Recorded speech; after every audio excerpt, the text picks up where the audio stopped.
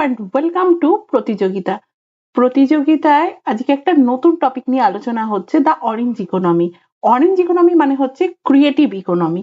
Creative economy বলতে যারা visual effect নিয়ে কাজ করে, গেমিং, কমিক, তারপর হচ্ছে ফিল্ম, ডিজিটাল ক্রিয়েটার যারা রয়েছে, তাদের জন্য এই ইকোনমিটা ক্রিয়েট করা হয়েছে। তো এটাকে মানে ওনারা হচ্ছেন ক্রিয়েটিভ ইকোনমির মধ্যে পড়ছেন, তো সেটাই হচ্ছে অরেঞ্জ ইকোনমির মধ্যে বলা হচ্ছে। এই যে টার্মটা, এই অরেঞ্জ ইকোনমি টার্মটা যে মানে বলেছিলেন, যেটা মানে first coined by Ivan Duque. ইনি হচ্ছেন former president of Colombia, and Philip বিচরাগো। তো এনারা এই বইটার মধ্যে এই টার্মটা উল্লেখ করেছিলেন, এই বইটার মধ্যে। এটা মনে রাখো, এটা কিন্তু আসতে পারে। Next question.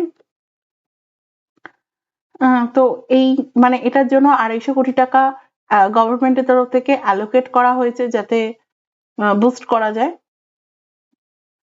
হচ্ছে। আর ওয়ার্ল্ড অডিও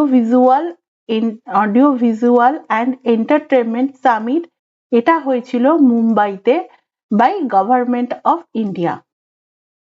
এটাও একটা ইম্পর্টেন্ট কোশ্চেন হতে পারে। তো তোমরা আমাকে বলো, what is the white and green economy? What is the white and green economy? Thank you.